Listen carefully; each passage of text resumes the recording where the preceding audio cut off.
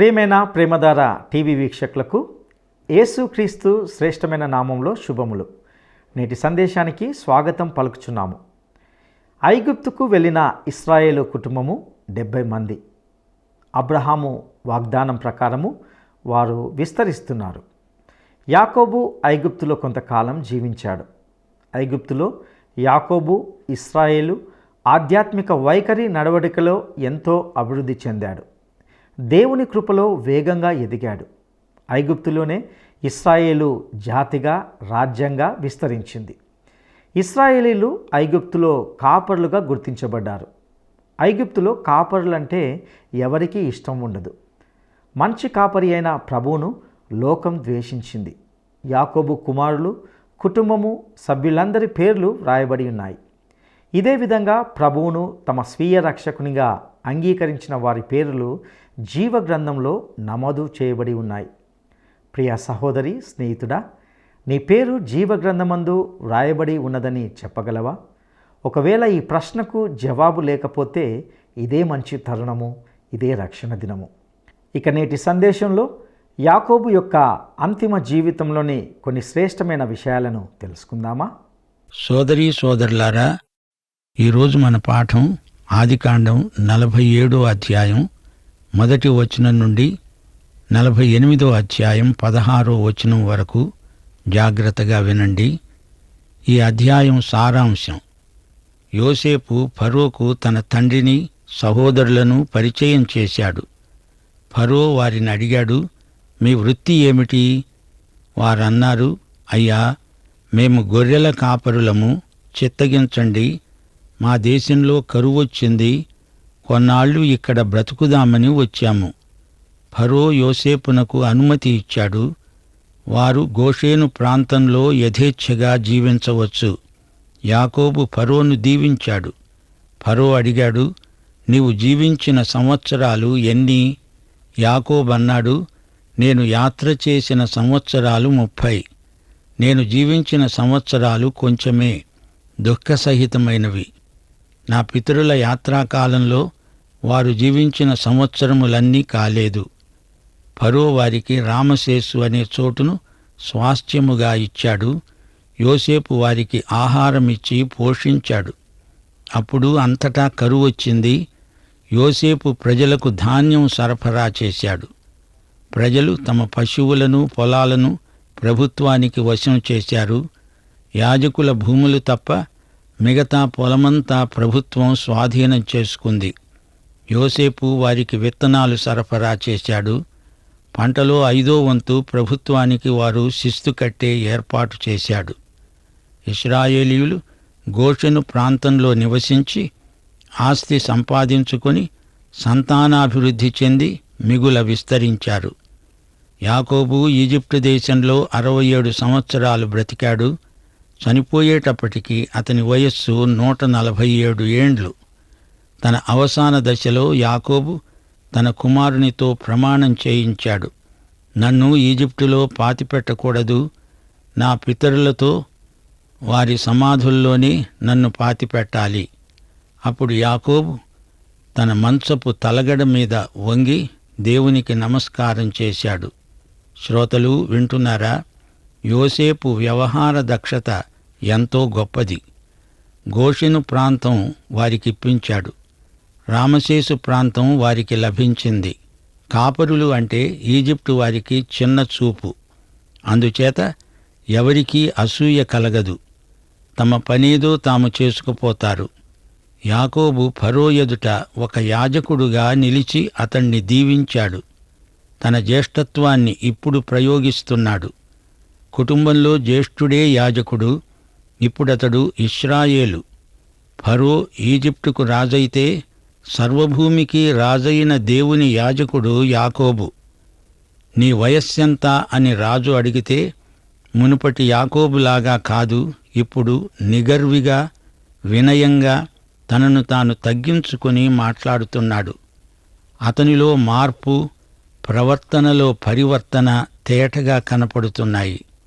యాకోబు ఈజిప్టుకు వచ్చినప్పుడు అతనికి 130 ఏండ్లు. 147వ ఏట చనిపోయాడు. ఈజిప్టులో 17 సంవత్సరాలున్నాడు. తన జీవితంలో చివరి దశాబ్దమిది. ఇహలోకయాత్రలో చివరి మజిలీ. తన గారాబు కొడుకును చూచిన ఉత్సాహంతో 17 సంవత్సరాలు బ్రతికాడు. నా తండ్రి తాతలతో పోల్చుకుంటే నేను అల్పుణ్ణి అని ఫరో ఎదట సాక్ష్యమిచ్చాడు. దేవుని కృపచేత రక్షించబడిన ఒక పాపిగా తన నిజస్థితిని ఒప్పుకుంటున్నాడు. రామసేసు ప్రాంతభూమికి యాకోబుకు అతని పిల్లలకు పట్టా మంజూరు అయింది. యాకోబుకు యోసేపుకు ఎంత వ్యత్యాసం! యాకోబు మొదట్లో ఒక పట్టాన దేవునికి లోబడలేదు గాని యోసేపు లోబడ్డాడు. యాకోబు తన స్వంత చిత్తాన్ని నెరవేర్చుకునే ప్రయత్నం చేశాడు గాని యోసేపు దేవుని చిత్తాన్ని వెదకిన వ్యక్తి.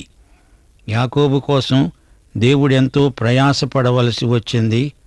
గలతీ 4:19 పౌలన్నాడు, క్రీస్తు స్వరూపం మీలో ఏర్పడే వరకు మీ విషయమై మళ్లీ నాకు ప్రసవ వేదన కలుగుతోంది. యోసేపు తన పై అధికారికి చెప్పకుండా తనవారైన తండ్రికి సోదరులకు ఏమీ చెయ్యడు. ఎంత నమ్మకమైనవాడో చూడండి. అతడు ఎంత గొప్ప పదవిలో ఉన్నా అతడు నమ్మకమైన గృహ నిర్వాహకుడు. ఫిలమోనుకు ఒనేసిము గొప్ప నష్టం కలిగించాడు. ఒనేసిము అనే పేరుకు అర్థం ప్రయోజకుడు. అయితే అతడు పౌలు ద్వారా రక్షించబడి తిరిగి తన యజమాని వద్దకు పంపబడినప్పుడు అతడు నిజంగా ప్రయోజకుడయ్యాడు. అలాగే యోసేపు దేవునికి నమ్మకమైన గృహ నిర్వాహకుడు. యోసేపు గత జీవితం మోసంతో నిండి ఉంది. యాకోబు మనస్తత్వం విచిత్రమైనది. తన స్వంత చిత్తం ప్రకారం దేవుని చిత్తాన్ని తాను అమలుపరచాలని చూచాడు. 100 సంవత్సరాలు యాకోబులోని పోరాటం ఇదే. ఇప్పుడో యాకోబు వయోవృద్ధుడు. అతనిలో ఇప్పుడు గొప్ప పరివర్తన వచ్చింది. ఎవరు ఏది విత్తితే అదే పంట కోస్తారని వాక్యం సెలవిస్తోంది. ఏశావు క్షణికోద్రేకంతో తన జ్యేష్ఠత్వాన్ని అమ్ముకున్నాడు. యాకోబు బహుకాలం నుండి ఆలోచించి తంత్రం పన్ని జ్యేష్ఠత్వం కొన్నాడు. అమ్మినవాడెంతో కొన్నవాడు అంతే. దేవుడు చేయదలచింది దేవుణ్ణే చేయనీయాలి అనే తెలివి అప్పుడు యాకోబుకు లేకపోయింది. ఆ యాకోబే ఇక్కడ ఫరోను ఆశీర్వదించే యాజకుడుగా కనిపిస్తున్నాడు. పరిపక్వత ఇప్పటికీ ఈజిప్టులో అతనికి వచ్చింది. ఈజిప్టు, కనాను అనే 2 దేశాల సమాచారమే ఆదికాండంలో ఎక్కువగా రాయబడి ఉంది. యోసేపు ఫరో రాజుకు ప్రతినిధిగా ప్రభుత్వ ఖజానాకు ద్రవ్యం అవసరమైనంత సమకూర్చాడు. ప్రజలు బ్రతకటానికి కావలసినంత ధాన్యం సరఫరా చేశాడు. యోసేపు ఆర్థిక శాస్త్రం బాగా తెలిసినవాడు. యోసేపు ఈజిప్టు పొలిమేరల యొక్క ఈ చివరి నుండి ఆ చివరి వరకు జనులను ఊళ్లలోకి రప్పించాడు. గ్రామీణ ప్రజలు పట్టణాలలోకి తరలిపోయారు. వారికి ధాన్యం సకాలంలో అందాలి గదా. గిడ్డంగులు పట్టణాలలో ఉన్నాయి. అందుకే ప్రజలందరూ గ్రామాలు విడిచిపెట్టి తమ భూములను, ఇళ్లను, వాకిళ్లను విడిచిపెట్టి పట్టణాలకు ఎగబడ్డారు. చూచారా, యాకోబుకు యోసేపునకు ఎంత వ్యత్యాసమో. మొదటి నుండి యాకోబు ఉపాయశాలి, యోసేపు ఉపకారశీలి. యాకోబు 147 సంవత్సరాలు బ్రతికాడు. చనిపోతూ యాకోబు కోరుకున్నదేమిటి? నన్ను ఈజిప్టులో కాదు, నా పితరుల మధ్య మన దేశంలోనే నన్ను పాతిపెడతానని నీ చెయ్యి నా తొడ కింద ఉంచి ప్రమాణం చెయ్యి. యోసేపు సరే అన్నాడు. తాను కనాను భూమిలోనే పాతిపెట్టబడాలి అని అతని అంతిమ కోరిక. తన కుటుంబం ఈజిప్టులోనే స్థిరపడిపోతారేమో అనే ఆందోళనను అతడు వ్యక్తం చేస్తున్నాడు. ప్రియ శ్రోతలు, వింటున్నారా? యాకోబు తన దేవుని నిబంధనను మరువలేదు. తన దేవుడు నిబంధన దేవుడు. పాత నిబంధన నిరీక్షణ ఈ భూమికి పరిమితమైనది. అబ్రహాము కూడా ఇదే నమ్మాడు. తాను వాగ్దత్త భూమిలోనే పాతిపెట్టబడాలి. అక్కడే అతనికి పునరుత్థానం. అదే ఇస్సాకు నమ్మకం. యాకోబు కూడా అదే నమ్మాడు. అయితే దేవుని సంఘం తన నిరీక్షణను ఇహలోకానికి పరిమితం చేయదు. సంఘానికి ఇంకా విస్తృతమైన నిరీక్షణ ఉన్నది. యేసు ప్రభువు వద్దకు సంఘం ఎత్తబడుతుంది, నూతన యెరూషలేములో ప్రవేశిస్తుంది. అదే సంఘము యొక్క శాశ్వత నివాసం. ఈ నిరీక్షణ నిత్యత్వం వరకు పొడిగించబడుతుంది. అయితే పాత నిబంధనలోని నిరీక్షణ దేవుని రాజ్యము ఈ భూమి మీద స్థాపించబడుతుంది అనేటంతవరకే. అది జరిగినప్పుడు ఇశ్రాయేలు నిరీక్షణ నెరవేరినట్లే. ఇశ్రాయేలు ప్రజ ఇహలోక రాజ్యము కొరకే లేపబడతారు. 1000 ఏండ్ల పరిపాలన నిత్య రాజ్యానికి ప్రయోగం మాత్రమే. ఆ తరువాత నీతి నివసించే నిత్య రాజ్యం ప్రవర్తిల్లుతుంది. అందుకే యాకోబు ఈజిప్టులో పాతిపెట్టబడడానికి ఇష్టపడటం లేదు. దేవుని వాగ్దానమందు నమ్మకముంచిన వ్యక్తి గనుక కనానులోనే పాతిపెట్టబడాలని కోరుకున్నాడు. లేకపోతే ఎక్కడ పాతిపెడితేనేమి? అయితే ఇప్పుడు మన సంగతేమిటి? ఈ రోజున మనం చనిపోతే ఎక్కడ భూస్థాపన చేసినా ఏ భేదమూ లేదు. సంఘము పైకి ఎత్తబడేటప్పుడు మనం ఎక్కడ ఉన్నా అందరము లేపబడతాము. మన శరీరాలు ఆత్మలు ఏకమవుతాయి. ముందుగా చనిపోయిన వారు లేపబడినప్పుడు వారి శరీరాలలోకి వారి ఆత్మలు ప్రవేశిస్తాయి. ఒకవేళ అప్పటి వరకు మనం జీవించి ఉంటే రెప్పపాటులో మార్పు చెందుతాము. మహిమ శరీరాలు ప్రాప్తిస్తాయి. ప్రభువుతో సదాకాలం ఉండడానికి ఎత్తబడతాము. గనుక మన భౌతిక శరీరాన్ని ఎక్కడ సమాధి చేసినా ఒకటే. క్రీస్తునందు బ్రతికి ఉన్నవారు, క్రీస్తునందు చనిపోయిన వారు అందరూ లేపబడతారు. మన నిరీక్షణ పరలోక సంబంధమైనది. మనకు నూతన యెరూషలేము స్వాస్థ్యముగా అనుగ్రహించబడుతుంది. అయితే పాత నిబంధన నిరీక్షణ ఇహలోకానికి, ఇక్కడి భూమికి పరిమితమై ఉన్నది. అందుకే యాకోబు కనాను భూమిలో తనను పాతిపెట్టవలసిందిగా యోసేపును ప్రాధేయపడి అడుగుతున్నాడు. యాకోబుకు పునరుత్థాన నిరీక్షణ ఉన్నది. వాగ్దత్త భూమిలోనే అతడు సమాధి చేయబడాలని కోరుతున్నాడు. ఇప్పుడు యాకోబు విశ్వాసం శేఖర బిందువుకు చేరుకున్నది. యాకోబు అంతవరకు ఎన్నెన్నో అనుభవాలను చవిచూచాడు. ఆరంభంలో అతని జీవితం అధోముఖంగా పయనించింది. అతని ప్రథమ పాపం అతని మార్గాన్ని అధోతలానికి మళ్లించింది. ఆ మొదటి పాపం బహుకాలం అతన్ని పట్టి విడువలేదు, జీవితాంతం వెన్నంటి ఉంది. యాకోబు బహుకాలం పాపక్షమాపణ అనుభవం పొంది ఉండలేదు. పూర్వం అతనిది వ్యాపార మనస్తత్వం. దేవుని చిత్తాన్ని సొమ్ము చేసుకోవాలని చూచాడు. ఇప్పుడు ఈజిప్టులో పూర్తిగా మారిపోయాడు. యాకోబు మొదటి నుండి పట్టు విడువని మనిషి, అభివృద్ధి కామన గల యువకుడు. పాపం చెయ్యాలని కాదు, పాపంలో పడిపోయాడు. మంచి సాంఘిక లక్షణాలు గల వ్యక్తి, అవినీతిపరుడేమీ కాదు. తన బిడ్డలను వదిలిపెట్టి తిరిగే రకం కాదు. భార్యను ప్రేమించే సంసారపక్షం మనిషి. అయినా యాకోబు ఓడిపోయాడు. ఎందుకని? దేవుని చిత్తాన్ని తన సొంత విధానాలు ప్రయోగించి నెరవేర్చాలనుకున్నాడు. ప్రియ శ్రోతలు వింటున్నారా? దేవుని చిత్తాన్ని దేవుని పద్ధతిలోనే స్వీకరించాలి, అన్వయించుకోవాలి. అది మొదట్లో యాకోబుకు తెలియదు. అతని జీవితాన్ని పాడు చేసిన సమస్య ఇదే.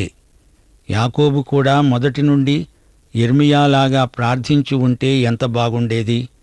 దేవా, తమ మార్గము ఏర్పరచుకోవడము నరుల వశములో లేదు, తమ ప్రవర్తనలో సన్మార్గులై మెలగడం వారి వశములో లేదు. ఏశావు బలహీనతను తన స్వార్థానికి దుర్వినియోగపరిచాడు. ఇంటికి వెళ్ళి అమ్మకు చెప్పాడు, అమ్మా, నేను తెలివైన పని చేశాను. ఏశావు జ్యేష్ఠత్వం మంచి బేరానికి కొనేశాను. నేనేమీ బలవంతం చేయలేదు, అతడే అమ్మేశాడు.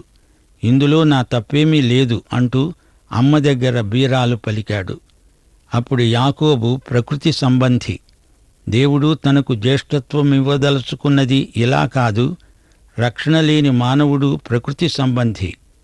రోమాపత్రిక 8వ అధ్యాయం 7-8 వచనాలు, శరీరానుసారమైన మనస్సు దేవునికి విరోధం. శరీర స్వభావము గలవారు దేవుణ్ణి మహిమపరచలేరు. దేవుని పని మానవ పద్ధతిలో చెయ్యలేము. అలా చెయ్యబూనిన వారికి ఆశాభంగమే మిగులుతుంది. దేవునితో సంఘర్షణ పెట్టుకుంటే జీవితమంతా వృధా అవుతుంది.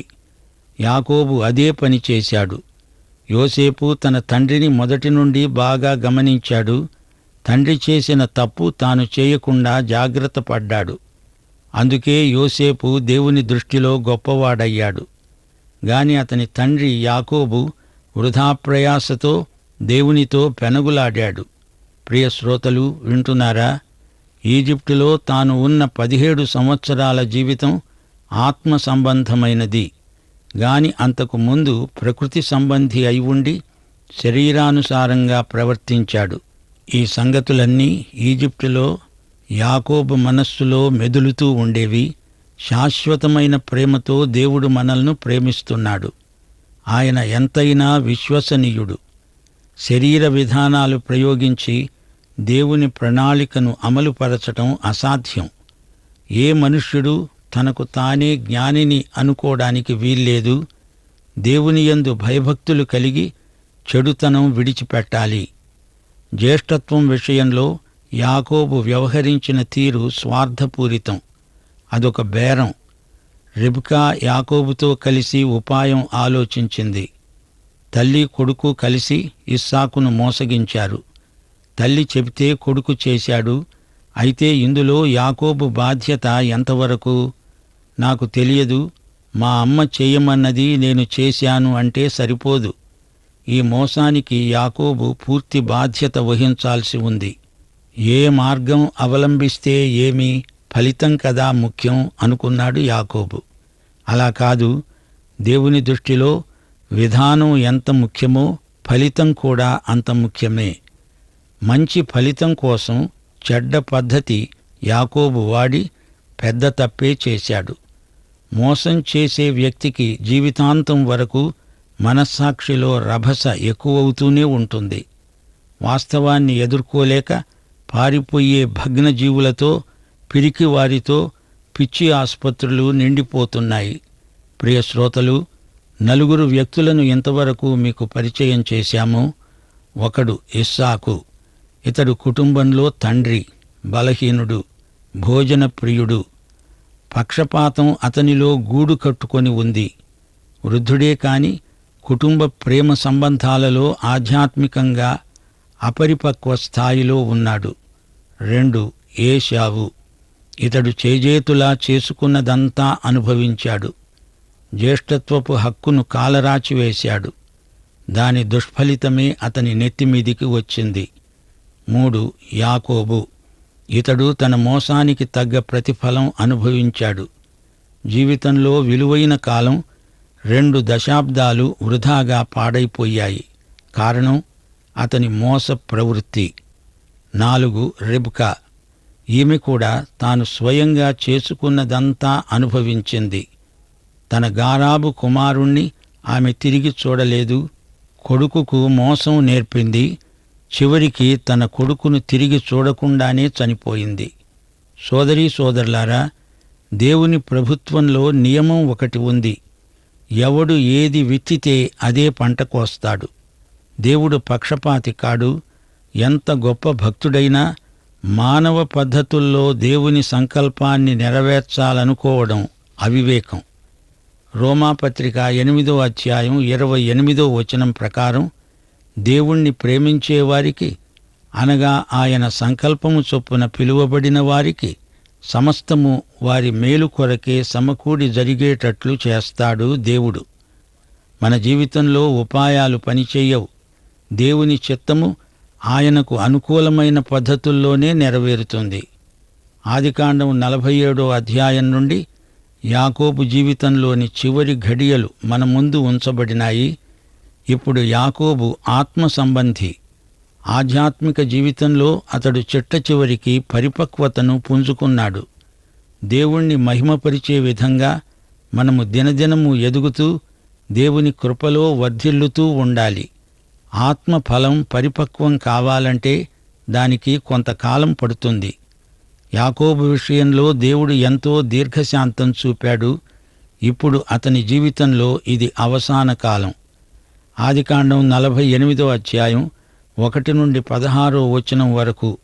ఈ సంగతులు జరిగిన తరువాత ఎవరో వచ్చి, నీ తండ్రికి జబ్బు చేసింది అని యోసేపుతో చెప్పారు. యోసేపు తన కుమారులైన మనష్షే, ఎఫ్రాయిములను తీసుకొని యాకోబు దగ్గరికి తెచ్చాడు. ఇశ్రాయేలు అనే యాకోబు బలం తెచ్చుకొని మంచం మీద కూర్చున్నాడు. యాకోబు తన కుమారుడైన యోసేపునకు తన సాక్ష్యం వినిపించాడు. యోసేపు తన కుమారుణ్ణి యాకోబుకు పరిచయం చేశాడు.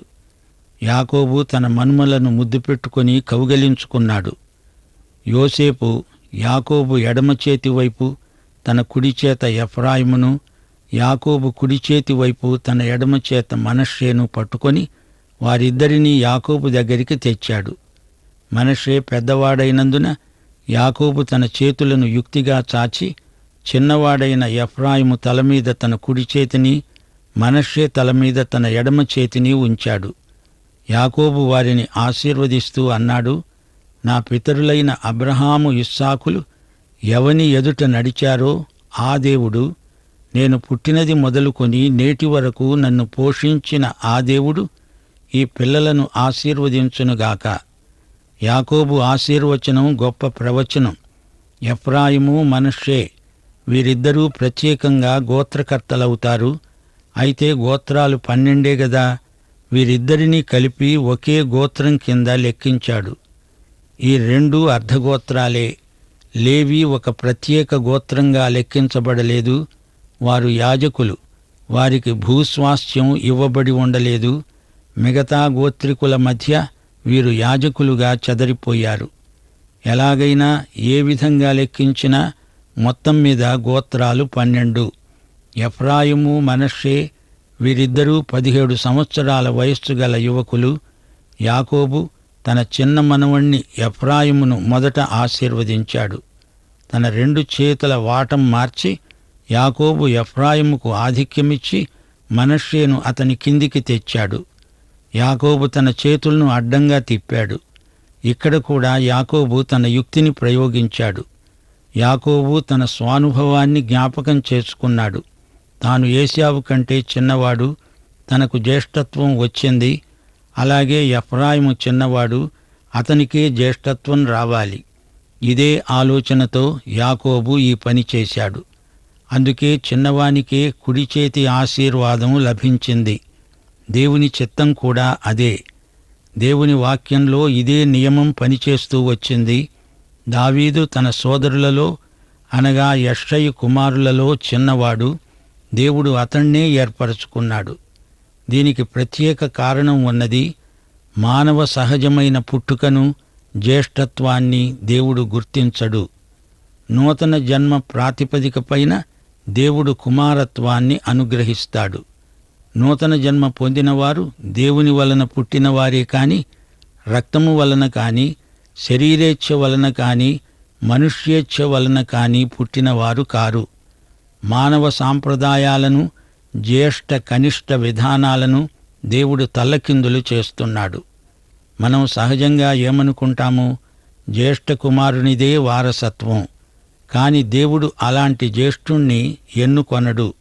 నూతన జన్మ పాత జన్మకు కేవలం వ్యతిరేకం. నూతన జన్మ సత్యాన్ని దేవుని నియామకంలో మనం నేర్చుకోగలం. మానవుని సహజమైన యోగ్యతలను బట్టి దేవుడు ఎవరినీ ఏర్పరచుకొనడు. ఒకవేళ సహజమైన యోగ్యతలుంటే దేవుడు వాడుకోగలడు గాని అవి దేవునికి ప్రతిష్ఠించబడాలి. అనేక మంది యువతీ యువకులు ఎన్నెన్నో సామర్థ్యాలున్నవారు మనకు ఎదురవుతారు. వారు క్రైస్తవులే అయినా వారి తలాంతులు దేవునికి ప్రతిష్ఠించబడలేదు గనుక దేవుడు వారిని వాడుకోడు. ప్రతిష్ఠించబడని సామర్థ్యమైన తలాంతైనా దేవునికి పనికిరాదు. ఇప్పుడు యాకోబు తన చేతులను అడ్డంగా మార్చి చిన్నవాడికి అనగా ఎఫ్రాయిముకు ప్రథమ ఆశీర్వాదమిచ్చాడు. ఎఫ్రాయిముకు జ్యేష్ఠత్వ ఆశీర్వాదం లభించింది. దేవుని ఏర్పాటిది.